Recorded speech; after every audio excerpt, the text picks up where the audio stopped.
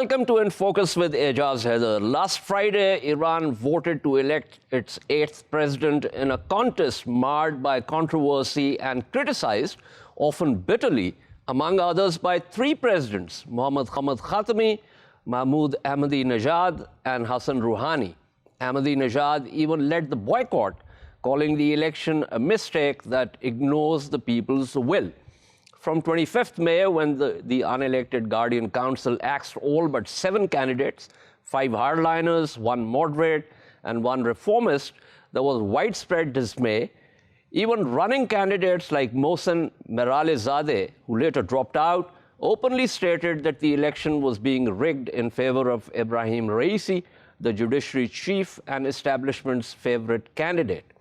Iranians had two choices: either vote in large numbers and try and do a Natik Nouri on Raisi, or stay away. They exercised the latter choice. The turnout was 48.8%, lowest ever in Iranian presidential elections, below the previously low of 51% in 1989. Raisi got 62% of the vote, or nearly 30% of all eligible vote. Now comes the interesting part. We have seen voter apathy. How will Raisi address it? There's a lot on the plate: nuclear deal, sanctions, economic hardship, misgovernance, charges of corruption, political and social opening up. The last is crucial. 60% of Iran is 30 and below. By all reports, which Iran's clerical establishment calls Western propaganda, Iranians want more political, social, cultural freedoms. Can Raisi, who's a hardliner, deliver? There's yet another problem, a big one actually. It's called the universal jurisdiction principle. Raisi is under US and EU sanctions for grave human rights violations. He was part of what came to be termed death panels or commissions. Raisi has actually accepted in the past that he sat on the Tehran panel, but has denied having a major role in the decisions it took. Amnesty has also accused Raisi of presiding over what they call, and this is a quote, spiraling crackdown, unquote, on human rights. In recent years, the Iranian judiciary has failed to prosecute security forces for the killing, detention, and torture of civilian protesters in November 2019.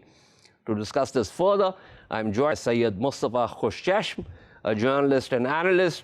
He has taught at a number of Iranian universities and academic centers. Dr. Kamran Bukhari, Director of Analytical Development at the New Lines Institute for Strategy and Policy, and Ali Sultan, lawyer and international law expert. Let me actually begin with Ali Sultan here. As I said, this is a major problem. You've got a president of a major country which is under sanctions. And I want to know, Ali, how far can this principle of universal jurisdiction be applied? Because the president obviously, if he wants to, he needs to travel, meet with other heads of state and government.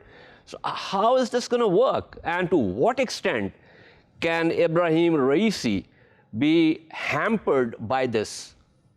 Well, Ejaz, first of all, we need to understand that this notion of universal jurisdiction, it by no means enjoys a uniform or a universal consensus that it is even a legitimate basis for jurisdiction under international law.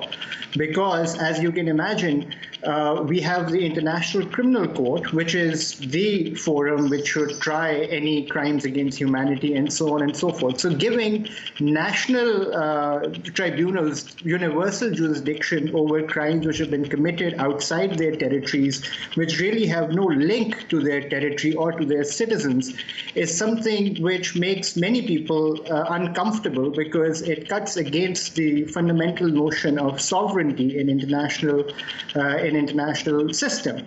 So that's why it's a very contested basis for jurisdiction to begin with. Now, secondly, I'm aware that human rights organizations like Amnesty and Human Rights Watch, they've been calling for investigation alleged crimes against humanity that were committed by the incoming Iranian president. Now, this could be rhetoric, this could be human rights soaring rhetoric, but as a practical matter, it's almost impossible to bring Raisi before any tribunal because, as I said, first, universal jurisdiction itself is hardly ever exercised in the international system. The only precedents that we have are the Nuremberg trials, as well as this trial of Adolf Eichmann by Israel. But outside of that, it really hasn't found a lot of support in the international community.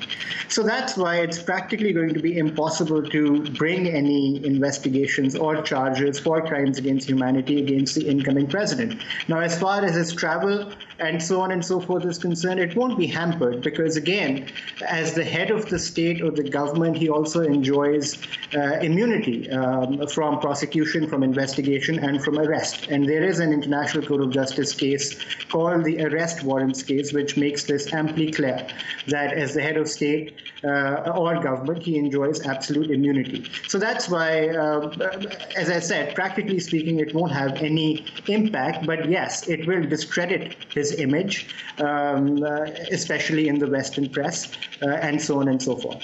I don't think much bothered about that image in the Western press, but Ali, very quickly before I go to Mustafa Khosheshm, there are precedents. For instance, this United Kingdom's consideration of Spain's request to extradite former Chilean dictator Augusto Pinochet. Then there was the U.S. prosecution of the former Liberian president's son, Chucky Taylor. There was the Spanish prosecution of Guatemalan officials in a genocide case, and so on. So there are like 5 or 6 such precedents. So my point is that, I completely agree with you, because this particular aspect of international law and also its extension of right to protect are very, very controversial. But you saying that this is not something like if in theory President Raisi travels to a place X, there is no way that he can be prosecuted there or basically arrested and prosecuted. Yes, you have to understand the process. Now, there are only about a dozen countries in the world which even have a provision for universal jurisdiction in their local law. So first, he will have to be traveling to one of those 15 countries, 15 states, and then there needs to be an ongoing investigation against him. Only then could there be arrest warrants issued for his arrest. And as far as some other precedents are concerned, sure, there are these precedents, but the Pinochet case wasn't really about universal jurisdiction. The accusation there was that Pinochet had also committed crimes against Spanish citizens. So that was the link which the Spanish prosecutor was trying to make. And there have also been attempts in the past to bring such charges against even Western leaders like Henry Kissinger and George W. Bush and Tony Blair, but they haven't gone anywhere precisely because of the reasons that I mentioned earlier. Okay. Thank you. So that was Ali Sultan speaking with us. Mustafa Khosheshm, Ibrahim Raisi's image, leaving that aside, and Ali has explained what the situation with reference to international law is. So let's get to the entire idea of the pitch having been cleared for his election. And this is not something which is coming from outside, but as I referred to in my opening, 3 former presidents, running candidates, a number of other observers within Iran have accused the establishment of basically getting Raisi elected. First, with regard to the first question you were asking your other friend, your other guest, I need to say that first of all, they don't have anything on Raisi. It's pretty much important to note that the United States is notoriously using human rights and democracy as a tool to, pressure other countries. After the latest round of elections in the U.S., they are no more in a position to speak and to preach about human rights and democracy about other nations. And the amnesty also that you just mentioned, a few years ago, they invited Madeleine Albright, the former Secretary of State of the United States, as a keynote speaker in a major event, and they asked her if the sanctions against Iraqi children, Iraq, that killed 500,000 children and people in that country, if those sanctions worth it. And she said, yes, they were worth it. That was the key speaker of an amnesty event. And also, but she was bitterly. But Mustafa, that statement got immense flack everywhere, including in the West. She was berated for saying what she said. Yes, but the point here is that she was the keynote speaker of amnesty events. That's the look of the Amnesty International. When the United Nations Human Rights Council mentioned the name of as those that have killed children in Yemen, they eventually the former Secretary General stepped forward and said, "We are sorry. They have warned to withdraw their financial support for the organization. Therefore, we cross out their name from the list." So it's a very notorious game nowadays. In addition, let's remember that Mr. Zarif, our foreign minister, is under a wide range of sanctions, but he has been on a tour of Europe several times for months, actually, and Raisi enjoys the political sovereignty. But this is going to happen, actually.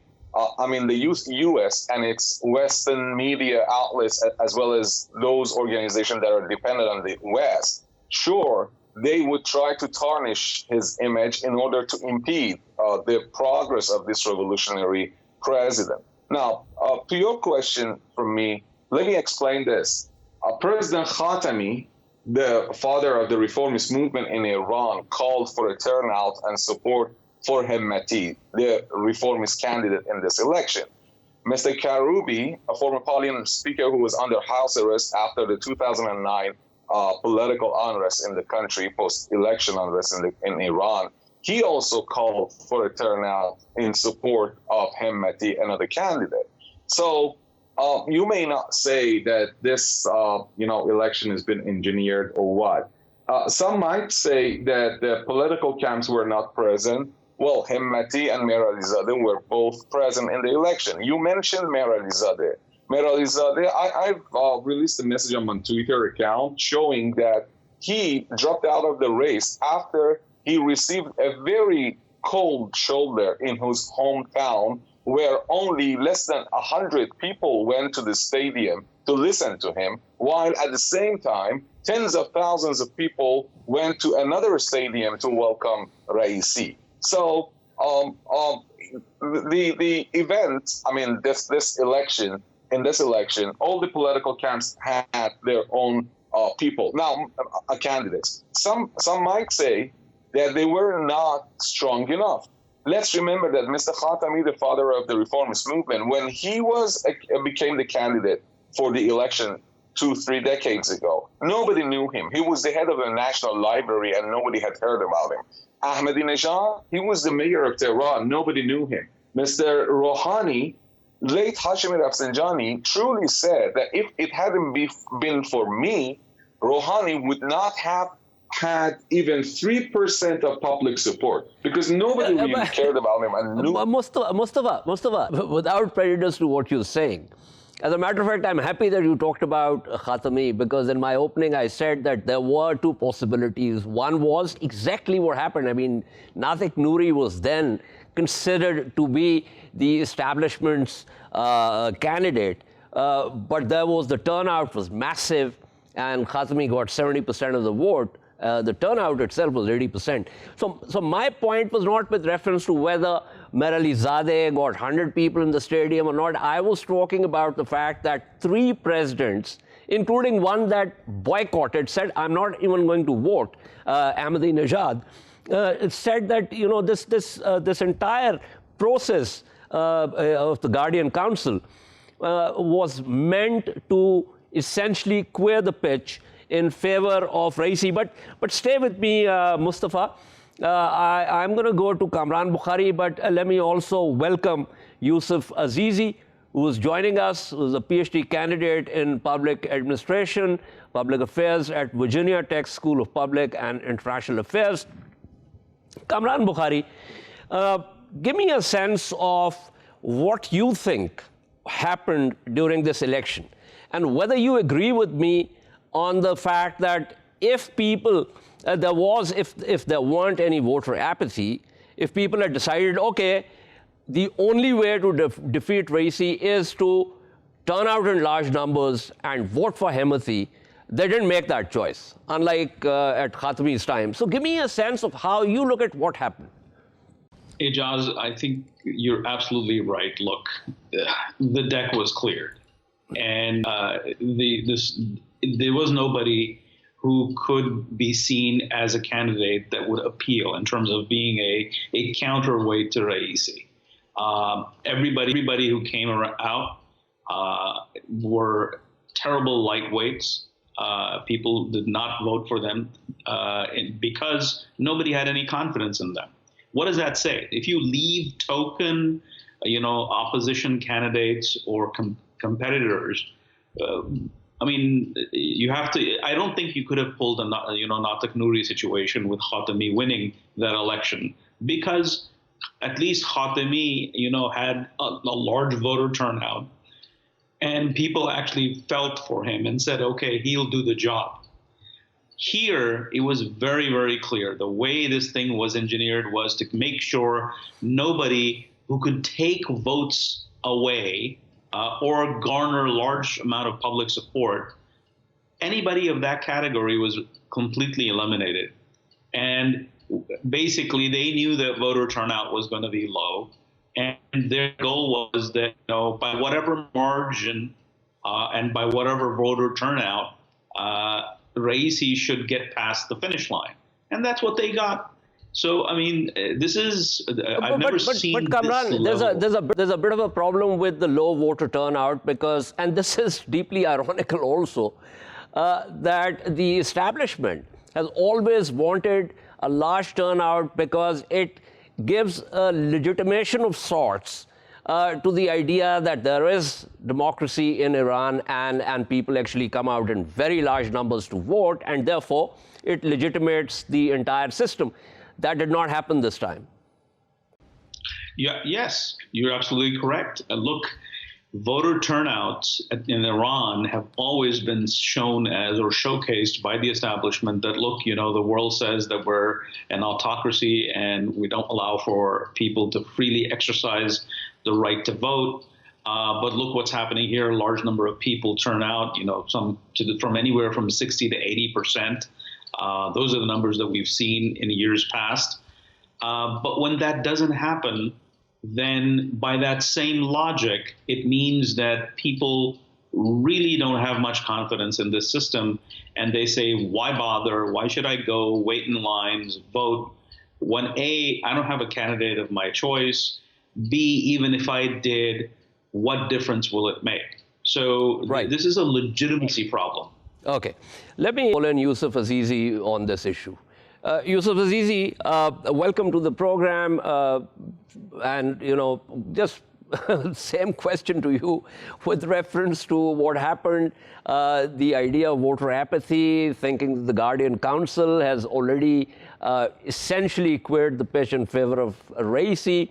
What Kamran Bukhari is saying with reference to leaving, lightweight candidates, knocking out someone big as, like, for instance, Ali Larijani. That's actually a question that I'm going to take to Mustafa Khoshchashma also. So give me your sense of what you think, what happened, and whether this result was, already predictable. So, yeah, the result,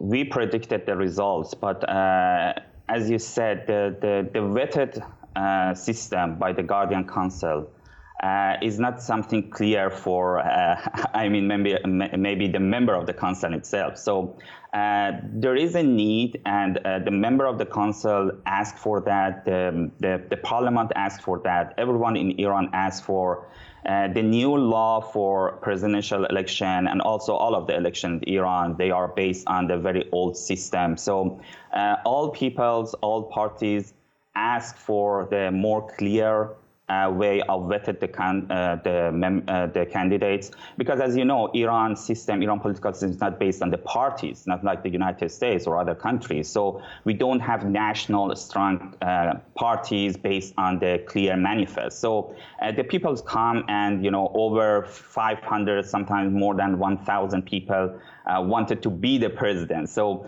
there should be a need, the system for vetted the members for the final candidates. But there is a question on what is the rule, what is the criteria for to do that. So I mean, every person after the election or during the election asked for the revision, but unfortunately during the next 4 years, all branches of governments, all party, they put the ball on the other court, and when we reach to the time that the election should happen, so everyone again criticize the system and ask for the more are you saying, I'm going to understand it, are you saying that the system is okay, it's just that those who get knocked out start criticizing it? Is that what you're saying? System is not okay, and I said that the member of the Guardian Council themselves asked for the revision, asked for the parliament to make a new law in this regard. So as I said, the whole system, the whole figures, and the whole officials, the most important officials, from the supreme leader to the president to parliament to every person in Iran who believe in the system, they have to enforce the law member, I don't know, the system to revise this issue, because as I said, but I don't think, I mean, without prejudice to what you're saying, I don't think that's going to happen, because that the entire idea is to have a very controlled system, and therefore you have a Guardian Council, 6 of whose members are directly appointed by the Supreme Leader, and 6 go through the Chief Justice of the Judiciary, routed through Parliament. But anyway, let me get back to Mustafa Khosrowshahi. So Mustafa, the idea of knocking out strong candidates so that Raisi doesn't have the kind of contest that could possibly be had. Now, it's a counterfactual, one can't prove it, but as I said, I mentioned Ali Larijani, and there was a lot of controversy of he actually wanted to find out why he was knocked out and so on and so forth. So therefore, at the end of the day, do you think that there is need to reform the system and to make it more transparent, to get rid of the Guardian Council and have an autonomous vetting body? How would you respond to that? It does. First of all, I was talking to the spokesman of the Guardian Council in a session a few days ago before the election, and they were, they have a research center. They have, they've been studying people's views, experts, and elites, and actually there was. This was a session with the elites of the society to hear the soft points from them. And Mr. Kat Khodai, the spokesman, was talking about how they mean to revive and to improve, actually, the system. But as a matter of fact, let's remember that I do believe that it's a misrepresentation of realities to blame the Guardian Council for the turnout. First of all, there was the coronavirus outbreak based on the results of polling centers, accredited ones, the ones whose results are presented at the Atlantic Council in the U.S. as well as Maryland University. They stressed that somewhere around 9 to 11% of the people didn't turn out because of the coronavirus outbreak.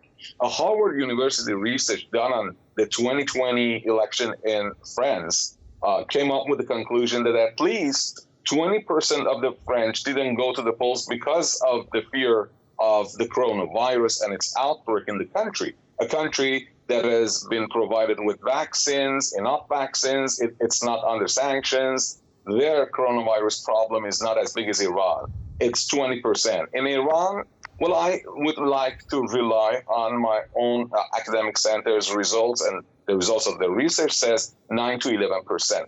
Added to the 48.8, you would have somewhere around 60%. That's a normal in Iran. But let me tell you honestly what I think was at least the main cause of the conditions that you just mentioned, or the lower turnout compared with before. I do believe that the reformist camp failed to convince its supporters to appear at the poll because they, first of all, have always failed to, to make their promises come true. They have always been promising people about civil, political liberties, social media, and so on and so forth. And they have always done nothing for the people, disappointed them. Mr. Hemmeti, their main choice, was running an old campaign, tactic all throughout the last couple of months. He was repeating the same old tactics for campaigning, and it was clear that he would fail. Third, there was a division among the reformists. Some of them said, let's boycott the election. I mean, they went after Mirza Mousavi. Some others went after Khatami and Karoubi. So there were divisions among them. So they never focused their efforts on one single strategy. I get your point, Mustafa. Mustafa, I get your point. Sorry, I'm interjecting because I'm, close to wrapping up the segment also. So I just want to fast pace it a little, and a couple of other questions that I want to put to you with reference to the nuclear deal. But let me quickly, Kamran, a couple of minutes. So there's the paradox here is, and Mustafa is right about the divisions in the moderate reformist camps, and the fact that they promised a lot but couldn't do much. But the problem there is that the system is configured in a way, and I think we have talked about this before also on this program, the system is configured in a way that there is no way that the elected tier of the system can cross the established red line. So regardless of whether it's a moderate, a reformist, or even a hardliner. Now, Ahmadinejad, as you would recall, thought that he could actually make inroads into Ali Khamenei's constituencies. But when he got into a tiff with him, he realized that that was not possible. So regardless of the ideology of the president, the system, the upper tier or the umbrella of the system is something that keeps everything below it controlled.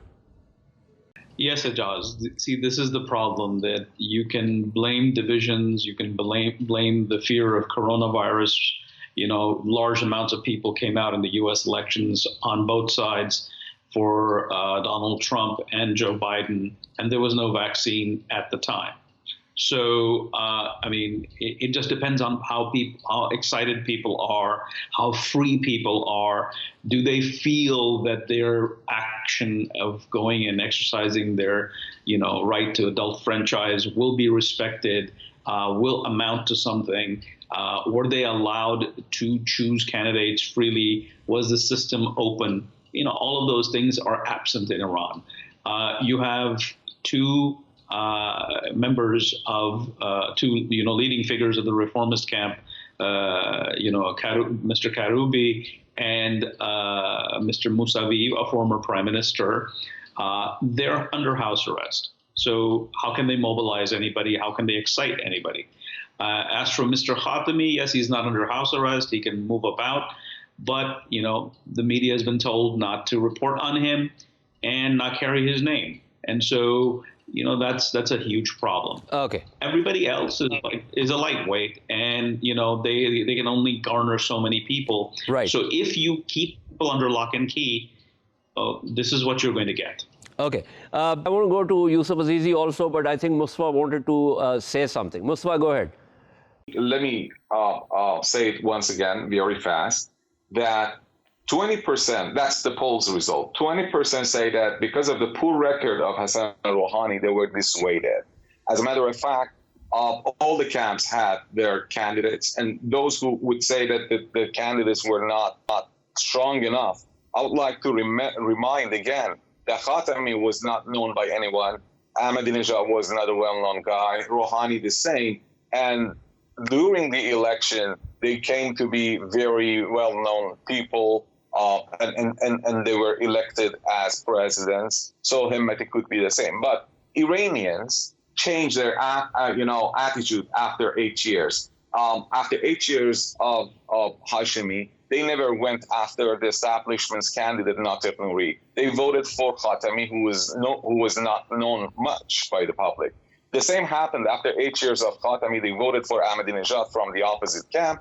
And then the same happened after 8 years of Ahmadinejad. They voted for Rouhani, who stood in opposition to Ahmadinejad. It was clear that after 8 years of nothing, absolutely a zero and zilch record of President Hassan Rouhani, the Iranian people would go for his critics. It was pretty well clear in the election, parliamentary elections. Right. So all in all, what I'm telling you is that this is not the end game. Wait, give a few years to Raisi. We would see if the 20%, 10% would come back to the polls or not in the next election, the presidential election. Okay. Thank you so much, Mustafa Khoshcheshm, speaking with us.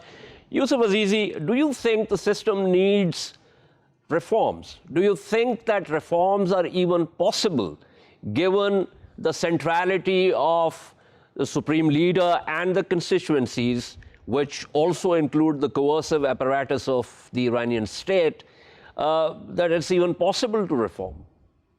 I think it is possible, but before I answer your question, let me criticize Mr. Kamran Bukhari when he compared the Iran election to United States and turnout of the United States election. As you know, more than 2/3 of voters in the United States didn't show up in the day of the election. They voted by other means, by posting the ballots, by coming a few days, few months ago and put their ballot, their vote in the system. So there is no any other means in Iran to people who are outside of Iran, who are ill, who are in trip, who have some problems in the day of the election to cast their ballot. So this is not a good comparison. So on your question, I think it is possible, and this is the best way for Iranian people and Iranian societies, the elite in Iran, to restore and the trust of the people in the government, in the system.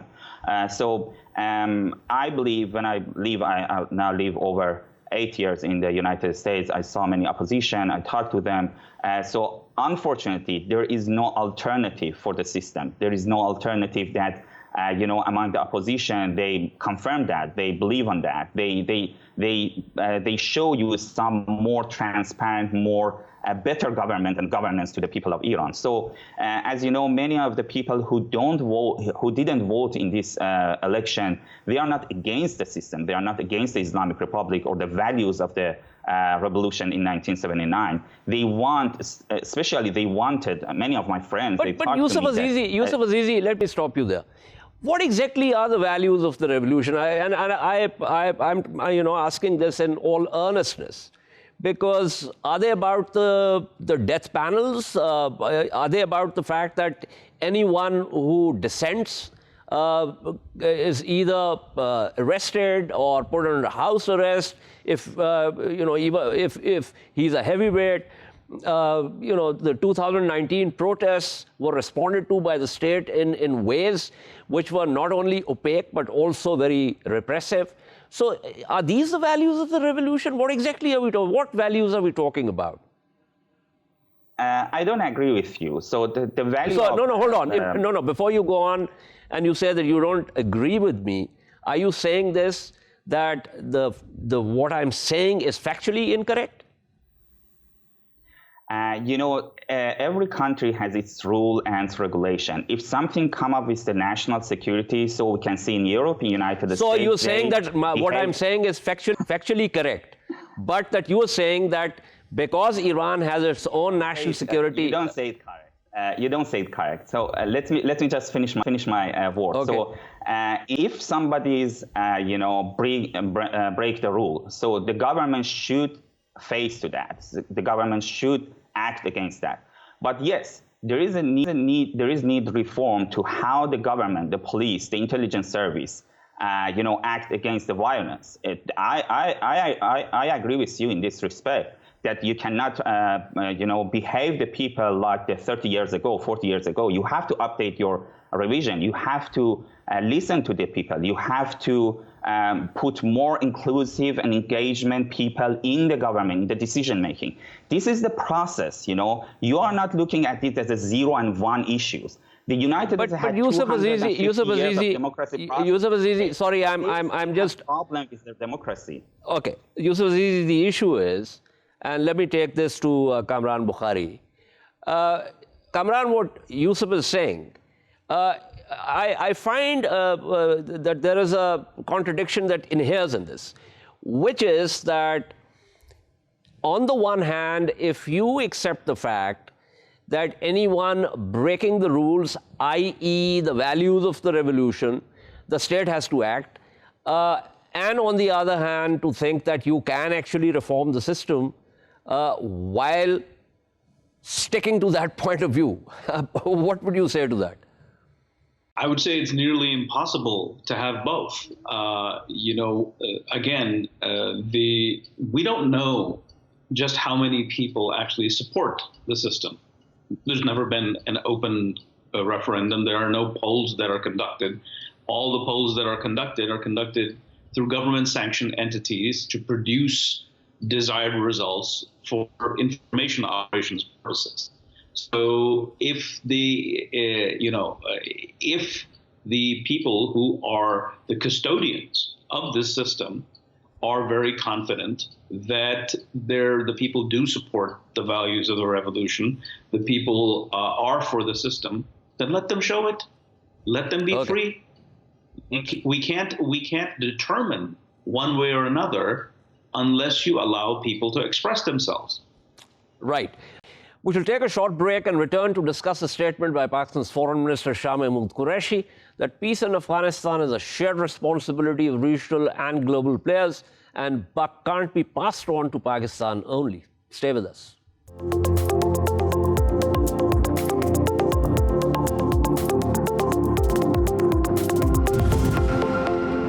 Welcome back to In Focus. Foreign Minister Shah Mahmood Qureshi has said that peace in Afghanistan is a shared responsibility of regional and global players.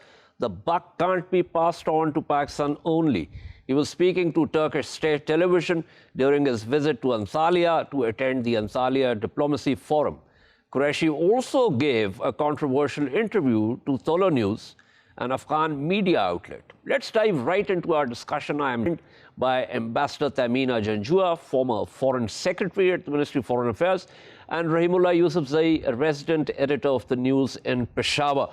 Ambassador Janjua, of course, we have been saying this for a long time, that it's a shared responsibility.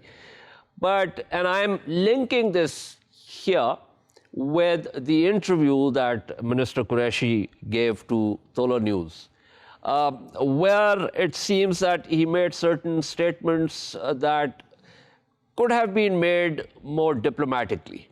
I just wanted to get your sense on that. Just some quick points. First, Pakistan can only facilitate peace in Afghanistan. We cannot be considered to be participants there, and that is where I agree with the foreign minister. But we have to know what the situation on ground is. The situation on ground is that the Taliban are making advances, and they have, according to certain points, certain people, 50% of territories within their control. The government in Afghanistan says that they, considering the setbacks they've had, the military has has had. They have said that they are to be making some strategic retreat, and that soon there will be a stalemate which would lead to progress on the peace process. Now, the peace process has to be looked at. We have to, as far as Pakistan is concerned, we have been pushing for a peace process within Afghanistan by the Taliban and the Afghan government as such. Let's not forget that on the 25th, there's a meeting that President Biden has called, to which he's invited President Ghani as well as Abdullah Sahab. At the same time, there is a meeting that is to be held in Qatar with some of the main political leaders in Afghanistan, like former President Karzai, Abdullah Sahab, Khalili, Kanuni, and a representative from the Afghan government as well. That was to be held on the 24th, but now with the 25th meeting in Washington, things would obviously change. As far as Pakistan is concerned, we are extremely worried. We should be worried because once the US and NATO leaves, there will be a security vacuum in which the TTP and the Daesh will have an opportunity to flourish, and therefore we have concerns about security, i.e. related to terrorist groups, refugees, the peace process being detracted, and US and NATO withdrawal leading to less focus on political settlement. And therefore, it would be useful if we can have some kind of a political settlement or some kind of outlines of a political settlement between the government in Afghanistan and the Taliban, and so that there is the possibility of less chaos and more possibility of peace. And in this, I think we should look at a package. The package would require some kinds of an activity between the Afghan government and the Taliban. And this perhaps has to be done by an individual or someone who can help bring, a lot of work was done in Qatar during the Doha process, and this process needs to be moved forward by building on it. The most important thing is to keep this package should have a political settlement track, which may include an inclusive interim government, which I know at this point President Ghani is opposed to, and some others are opposed to. Secondly, some kind of discussion or an agreement on ceasefire and reduction in violence. Then, of course, the Taliban have two major requests or demands, i.e. delisting and release of prisoners. So there has to be someone who can take this package back and forth, building on what was done in Doha, to be able to work out some agreement so that we can have a political settlement, the outline of a political settlement to reduce chaos that unfortunately looks possible in the current situation in Afghanistan. And finally, of course, the most important thing is that neighboring countries, including Russia, must play an important role also in trying to stitch together and help stitch together some kind of a possibility of peace, some kind of peace in Afghanistan. Pakistan cannot be expected to do it on its own. There are many other issues that are on the table, but some, as I've said, have been worked on earlier, and all they need is a bit of building upon. So it basically needs confidence building on both sides, and it needs the commitment to peace on both sides. Right. I agree with the package that you're talking about and the salient features of that package. The problem is that how to go about it and how to convince protagonists on all sides to actually agree to the package in its entirety. One also has to look at whether this is going to be sequential or simultaneous. But let me pull in Rahimullah Yousafzai into this. Rahimullah Yousafzai, the Tulu interview that I was talking about. Now, for instance, when an Afghan journalist asks Pakistan's foreign minister with reference to the Taliban,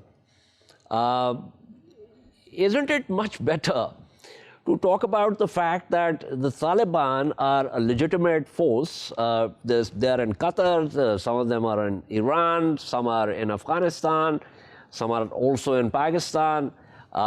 When Hakim comes for consultation, is part of the process of which the Afghan government is also a part, instead of presenting answers that are obviously implausible. I agree with you, Jasa. The foreign minister has to be more cautious. He has to present Pakistan's viewpoint. He has to defend Pakistan. You know, sometime I have seen that he talks too much and maybe then he commits mistakes. You know, you are talking to an Afghan journalist who's very well known in Afghanistan. I know him. Tulu is the biggest TV channel. And you should expect these kind of questions. And you have to prepare for the answers. So I think that, these are allegations which have to be rebutted. And you have to give some facts and figures. Because if the Americans are saying that Taliban are occupying 50% or more territory in Afghanistan, so that, shows that Taliban can also survive in Afghanistan. And the recent Taliban, successes on the battlefield have mostly come in northern Afghanistan. This is something unimaginable in the past. Taliban were never known to be strong in the northern provinces. Now, imagine they have captured 6 out of 7 districts in Takhar. And Takhar is a Tajik majority province, along with Uzbeks. Pashtun population is much less. And they have captured districts in Faryab and Jozjan, which is a stronghold of General Dostum, or Marshal Dostum, as he is now called. So I think that, this is not happening near the Pakistani border now. That's a very strong argument. In the past, they would say Taliban can only do things near the Pakistani border. They can enter Afghanistan, go back to Pakistan, take refuge. Now they are fighting and they are capturing territory in central Afghanistan, western Afghanistan, and northern Afghanistan, far away from the Pakistani border. So I think maybe he was not well prepared. Maybe he did not expect these kind of questions. But, we expect him to do better next time. Preparation is not our suit, but just to corroborate what Rahimullah Yousafzai is saying, I have in front of me the main interface of Tulu News, and it says, clashes reached gates of Faryab's capital in northern Afghanistan, reinforcements sent to Faryab as fighting continues. And then President Ghani is removed as interior minister, as defense, in the sense that changed as interior and defense minister. And lawmakers are saying, and again, this is from Tulu, unity, not reshuffling posts, will overcome crisis. And then, of course, the fact that, as Ambassador Janjua said, Abdullah and President Ghani will also be going to the US on 25th. So before I wrap up, Ambassador Janjua, the point is that I was analyzing this for my own op-ed, and my argument was that Pakistan alone, and which the foreign minister is also saying, which the government of Pakistan is also saying, which you have also corroborated, so need to get the friendly regional countries together and to put pressure both on the Taliban as well as President Ghani, on President Ghani for accepting some kind of provisional interim setup with the Taliban, to agree to some kind of initially reduction of violence and a comprehensive peace agreement. Is that something that is actually happening now? With reference, for instance, to the Antalya Diplomacy Forum, or also through other channels with China, with Russia, with Turkey and other concerned countries? My understanding is that there is a lot of work that is going behind the scenes in trying to stitch together a regional kind of support on dealing with Afghanistan. And Antalya Forum, I agree with you, was one forum where it happened, and earlier there have been bilaterals, at which on the sidelines of which there have been many bilaterals. Russia is also sort of very active on this front, and Russia's presence and involvement is also something that would help in bringing together, bringing some of the Taliban on board as well. Russia has good links with the Taliban, so has China, so have Turkey and other countries. So, and of course, the governments have their own role to play. A regional initiative is also extremely important, where all regional countries come together and say, this is what we expect, which was done to some extent after the Moscow meeting, where a declaration was done. But a regional initiative is extremely important. And then, as I said, maybe some kind of an individual or an organization to come between the Taliban, continue to come between the Taliban and the Afghan government is extremely important to stitch together some of the details. Some of it was done by the Qatari Special Envoy earlier on, and some perhaps needs to be done by the UN. Perhaps with UN we have to see, because they have a new Special Envoy of the Secretary General, Jean. Perhaps he can play a role, but the most important thing is that the major countries within the region need to have a role in this regard, to come together and to have a consensus on which they will continue. Right. Mr. Akmal did refer to it yesterday as well. Thank you so much. That was Ambassador Janjua speaking with us. Thank you also to Rahimullah Yousafzai. This is all from In Focus this evening. We shall see you tomorrow at the same time. Keep following our latest updates on social media at indus.news. Good night and goodbye.